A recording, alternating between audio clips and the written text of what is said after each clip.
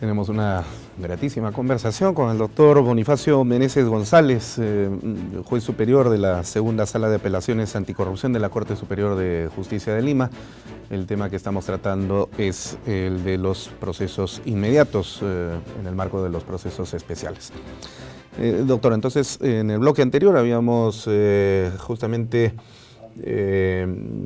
introducido esta preocupación de algunas voces que han sugerido la idea de que los procesos de flagrancia, que son los procesos inmediatos reformados, como lo señala la Corte Suprema, tienden a pasar por alto los derechos fundamentales y constitucionales de los imputados, que podrán ser delincuentes, pero personas son al fin y al cabo. Sin embargo, yo siempre, cada vez que escucho las alarmas sociales, noto que son más alarmas de los medios de comunicación en realidad, y me viene a la mente esa frase del gran escritor español Camilo José Cela, que decía que mayor siempre es el número de escandalizadores que el de escandalizables. Entonces, para poder saber si efectivamente pues hay un salto con garrocha olímpica de los derechos constitucionales y las garantías que corresponden dentro de un proceso como el acusatorio, hay que ir a las personas que conocen el tema, y usted es precisamente el responsable, o ha sido el responsable de la implementación de este proceso de flagrancia. ¿Se conculcaron y conculcan derechos constitucionales con el proceso de flagrancia? ¿O es una exageración la que hemos tenido en estas voces que se han levantado? No. En primer lugar, este proceso de flagrancias logró despertar instituciones que estaban completamente dormidas. A ver, en primer lugar, el Ministerio Público alegaba, y todos, de que al decir la obligatoriedad de hacer la denuncia o incoación de proceso inmediato atentaba contra la autonomía del Ministerio Público. Sin embargo, nunca se proscribió ni se prohibió la aplicación del principio de oportunidad. La abstención del ejercicio de la acción penal por parte del representante del Ministerio Público en aquellos casos de mediana o mínima lesividad aparece. ¿Por qué? Pero en los casos de conducción de estado de ebriedad o también en los casos de alimentos o en los otros casos referidos a delitos comunes, la Fiscalía está aplicando muy bien el principio de oportunidad. ¿Qué decimos? Que es el primer candado. Digamos, en este proceso de flagrancia es el primer candado. Muy bien. Antes de eso, el fiscal evalúa si lo que le trae en manos el policía es flagrancia o no es flagrancia. Entonces, ahí vemos fortalecida la actividad del Ministerio Público. No se convirtió para nada en una mesa de partes, o de lo contrario, en que se restringió su autonomía. Por el contrario, se revivió la aplicación del principio de oportunidad y lo hace a cabalidad. En segundo lugar, luego que el fiscal considera que es o no flagrancia, va donde el juez, y el juez evalúa. Considera a la incoación de procesos inmediatos si podemos irnos en flagrancia o no. Entonces se fueron respetando cada una de las etapas. Ocurre el caso que se confundió mucho el tema relacionado a las penas que están en el Código Penal con lo que se expedía en forma inmediata. Es que la gente se sorprendía, porque si nosotros fuéramos al proceso común, ese caso, por ejemplo, de Buscale, hubiesen sentenciado en el mismo tiempo o condena. Quizá le hubiesen puesto 8 años de pena privativa de libertad. Pero en más tiempo. 2, 3 años. ¿No es cierto? Pero aquí, no. La gente se sorprendió por el resultado que era inmediato. Entonces no era una fábrica necesariamente de sentencias, sino era una actividad procesal fluida. Era una actividad procesal en la que los muchos jueces a nivel interior de la República ven con mucha satisfacción los fiscales, porque se van deshaciendo de casos, ¿no? Un caso netamente flagrante, incoan el proceso y se van a la etapa de enjuiciamiento y se evitan estar todavía, mire, últimamente hemos visto en las noticias y normalmente en la actividad jurisdiccional, dice, fiscal, necesito un plazo ampliatorio de investigación, un plazo ampliatorio y plazo ampliatorio. Entonces, si tuviésemos únicamente el respeto a los plazos que se le da, por ejemplo, 9 meses de prisión preventiva, no vamos a esperar que el fiscal busque el mes octavo, el día 20, para correr con su acusación. Claro. Si ya tiene la evidencia, tiene las pruebas, pues bueno, voy a acuso. Y eso es lo que se busca, que tengamos fiscales lo suficientemente preparados, dinámicos, proactivos, que si tenemos la evidencia cierta, pues vamos con la acusación. ¿Para qué dejar a esa persona detenida insulsamente en una cárcel, ¿no? Cuando ya tenemos todos los elementos para que sea condenado y de evitar que sean procesados y ya sentenciados. Eso es lo que conversábamos hace unos minutos atrás con su colega el doctor César Zaguanay. Si lo que se presenta son medios probatorios de fundadas y graves hechos delictivos, y estamos frente a una prueba. Es decir, ya no es simplemente un indicio razonable de la comisión de delitos, sino son pruebas. Entonces, ¿para qué, de convicción? Exacto, ¿para qué pedir una prisión preventiva si más bien ya se puede pasar a la acusación? Entonces, tenemos muchos casos en los que podemos directamente, sin perturbar ni siquiera un mínimo derecho constitucional, porque la Corte Suprema, a su pregunta es, la Corte Suprema en el Pleno Jurisdiccional 2 de 2016 declaró que este proceso inmediato era constitucional. Y el Tribunal Constitucional también lo ha considerado así. En su ejecutoria dice, señor, es un proceso constitucional. Si viene luego la modificatoria, mire, va de la mano con lo que luego el Congreso de la República modifica la Constitución Política del Estado. Así es. Para los efectos de establecer que el límite del tiempo de detención en caso de flagrancia son 48 horas. Antes, durante 24 horas, los fiscales decían muy poco tiempo. Pues ahora tienes 48 horas. En 48 horas puede ser la corroboración domiciliaria, ver la toma de declaración en forma inmediata, aquellas actividades que el fiscal con su policía pueden hacer en forma inmediata, y en el plazo de 48 presentar su proceso inmediato. O sea, ya tiene todas las herramientas. Con esto se amplía un poquito más el proceso de flagrancia. Pienso de que falta robustecer de parte del Poder Judicial esos juzgados, que la idea central, creo que podríamos llegar a un momento en el que tengamos en una sola institución, en un solo edificio, lo que muy bien funcionan como las unidades de flagrancia. Quiero decir que un sujeto es intervenido en flagrancia, ahí está el médico legista que lo recibe, ahí está el fiscal que le toma inicial su declaración con su abogado defensor, ahí está el abogado de la defensa pública y ahí está el juez en el otro piso. Entonces, en el cual funcionan dentro de las 8 horas. ¿Y por qué aquí no? Si ese tipo que ha sido intervenido y como quien dice, ya le expliqué hace un momento, dice, ya perdí, ya no tiene opción. ¿Qué otra prueba va a invocar si lo han encontrado con las manos en la masa? Claro, ya sería para entorpecer nada más el proceso. Sí, vámonos a audiencia. Vámonos a audiencia y entonces de pronto puede llegar una terminación anticipada.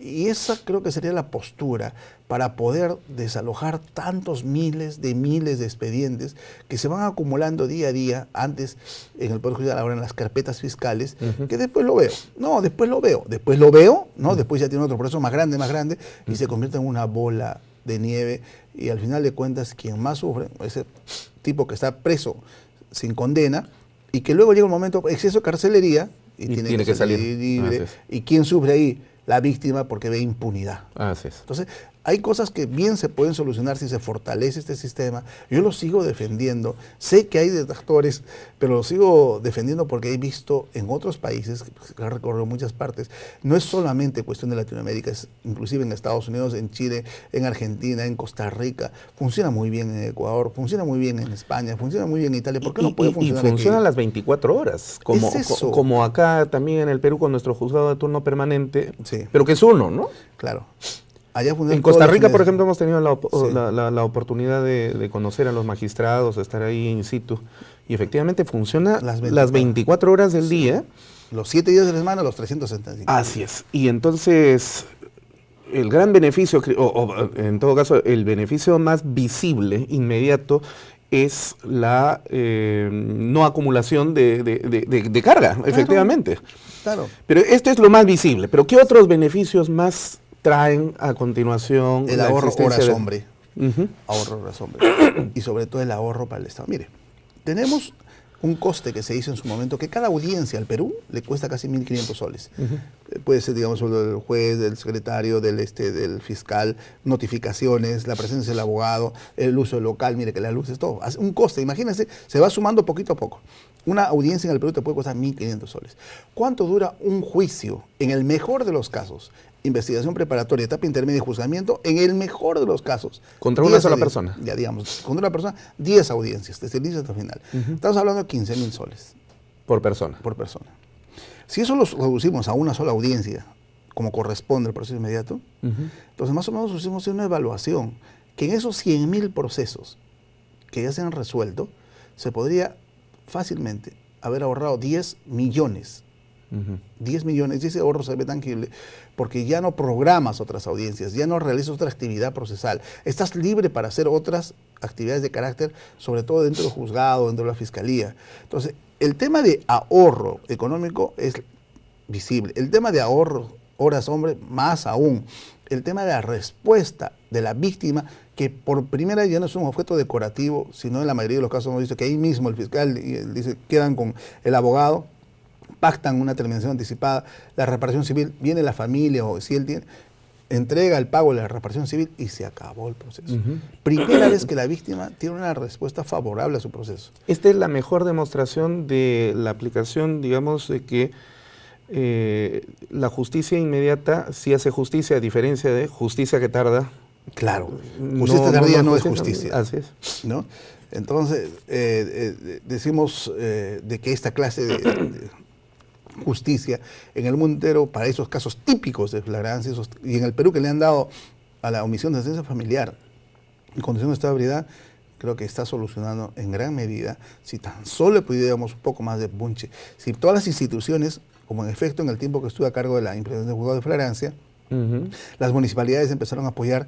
Tenemos 2 juzgados de flagrancia cedidos por las municipalidades, la municipalidad de Surco y la municipalidad de Surquillo.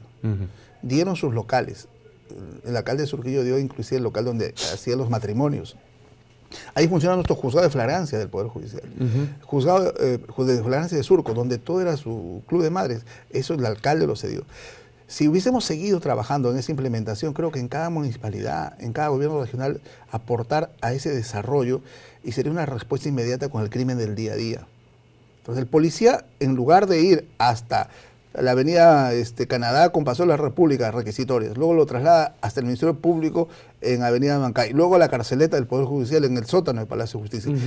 Se imagina no solo en traslado por el bendito tráfico, si todos estuviéramos en una sola oficina, en un solo lugar, todas las instituciones, pues le digo, los ahorros serían mayúsculos. Ahora, habla usted en pretérito, es decir, si se hubiera continuado con ese proceso de implementación, o sea, ya no hay ese proceso de implementación. Se ha frenado, en efecto, se ha frenado ese camino, ya temas de política de gobierno. De gobierno del Poder Judicial. Que me hubiese gustado que pongan, como reitero, más interés, porque un tema es el tema macro, que si bien se ha atacado el tema de corrupción, ¿okay?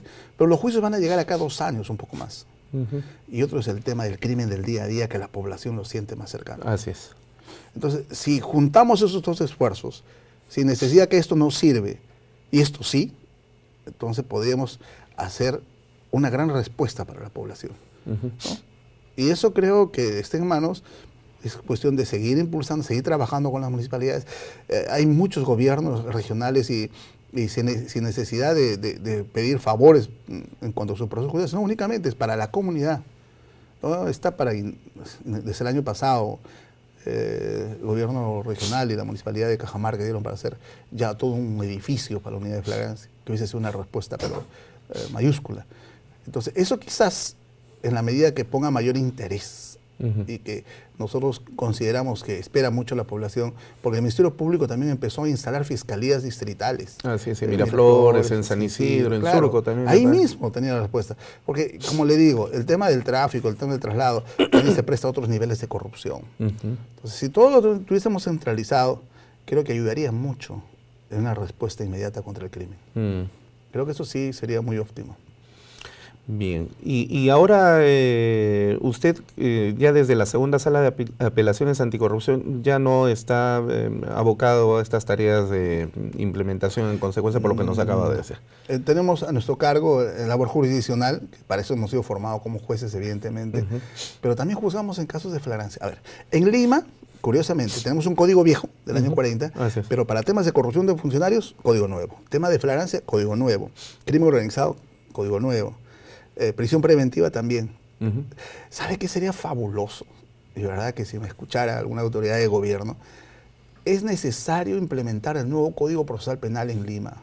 Yo sé que hay esfuerzos económicos, pero ya nos falta poco, ya se ha avanzado mucho en temas de ir poquito a poquito con algunas etapas procesales, como el proceso inmediato, como la prisión preventiva, crimen organizado, corrupción de funcionarios. Esa voluntad podría acabar con muchos temas de corrupción innatos, ¿verdad? Y con un proceso nuevo en todo Lima y en todo el Perú, cosa que estar postergándolo para el 2018 va a ocasionar muchísimos problemas. Quizás como una decisión, porque a veces se gasta dinero en otras actividades que no van a ayudar. O sea, pienso que todo gobierno debería invertir en salud, educación y en justicia. Y creo que esa sería una respuesta fenomenal para el combate contra la corrupción, contra la delincuencia, y darle paz social al poblador peruano que tanto lo necesita. Pero decía usted que también en la sala que integra, la de apelaciones, ve casos de flagrancia. Proceso inmediato, sí. ¿Hay procesos inmediatos para delitos de corrupción de funcionarios? También. ¿Ya? A ver, un efectivo policial que recibe o que solicita, digamos, una coima. 20 soles. 20 soles. Cohecho. Nosotros lo hemos bautizado, como es un monto menor, decimos cohechitos. Entonces, tenemos cohechitos. O sea, fíjense. Y entonces, eso se tramita dentro del proceso de flagrancia como ley especial dentro de corrupción de funcionarios. Se interviene a ese efectivo o al transeúnte o al conductor y se tramita dentro de los extremos del proceso inmediato. Ya, pero ¿cómo llega a la sala si ya no hay apelación en el proceso inmediato cuando hay una aceptación del este mal efectivo policial? También podría decir, bueno, ya perdí. Sí. No, entonces ya no hay nada que hacer. El proceso inmediato está llegando, por ejemplo, en los casos que niegan, dicen, no señor, yo no quiero que se vaya al proceso inmediato.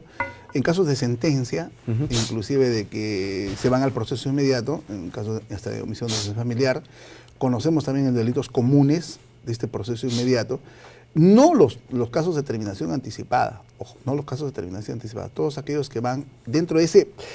Este es el juicio oral, regular común, pero hay un juicio oral así de pequeño en el proceso inmediato. Y ese proceso inmediato también tiene las mismas características del juicio oral y ocurre de que tiene también su apelación. O sea, le decía, en terminaciones más supera el 80%, pero en el Perú solo hay 3 casaciones en la Corte Suprema y el índice de la aceptabilidad de la sentencia dictada por nuestros jueces ha crecido un 91%.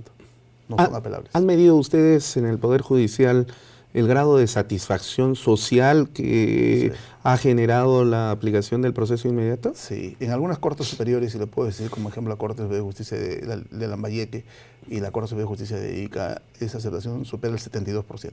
De aceptación social y de aprobación de parte de la ciudadanía. Un empoderamiento justamente al Poder Judicial frente a esas respuestas. 71%. Sí, en 71 y 72%. Es enorme, frente al tradicional 7% de aceptación generalizado del Poder Judicial. La idea es, por ejemplo, cuando uno pregunta, sale con un micrófono al Girón de la Unión, al Arco, ¿qué opinas del Poder Judicial? Le van a decir, no, son corruptos. Pero si se le pregunta directamente al abogado, directamente al usuario, cuando estuve a cargo de la presidencia de la Corte Superior de Justicia de Ica, superamos en aceptación el 73%, 74%. La gente salía conforme con lo que bien resolvía a favor o en contra del juez. Entonces, yo creo que ahí está orientado decirle, señor, ¿qué opina usted del Poder Judicial? Pero directamente al usuario, no al común de las personas. ¿Qué opina del Poder Judicial? Mucha corrupción. ¿Usted ha tenido un juicio? No. ¿Y por qué dice eso? Bueno, se escucha. ¿Sí? Esas cosas son útiles para poder tener formas de resolver y tomar decisiones, ¿no? Sería muy útil.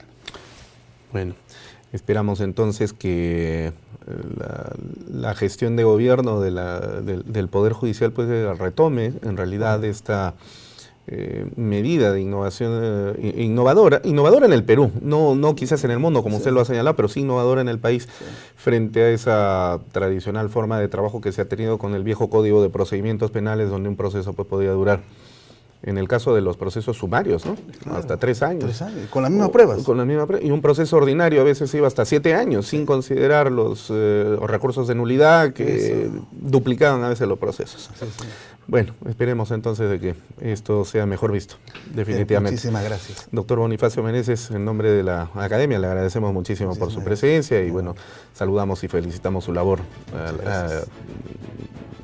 de magistrado, de juzgador y sobre todo de una persona que colabora con la construcción de nuestro Poder Judicial. Muchísimas gracias a la Academia de la Magistratura y felicitaciones por esta labor que hacen también. Muchas gracias. Bueno, y de esta manera entonces llegamos a la parte final de nuestro programa el día de hoy. En nombre del señor doctor Gonzalo Chávarri Vallejos, fiscal supremo del Ministerio Público y presidente del Consejo Directivo de la Academia de la Magistratura, agradecemos a cada uno de ustedes por seguirnos semana a semana a través de JNE TV, a quien agradecemos también por permitirnos llegar hasta vuestras pantallas. Con nosotros será hasta la próxima edición de Referente Jurídico. Permiso.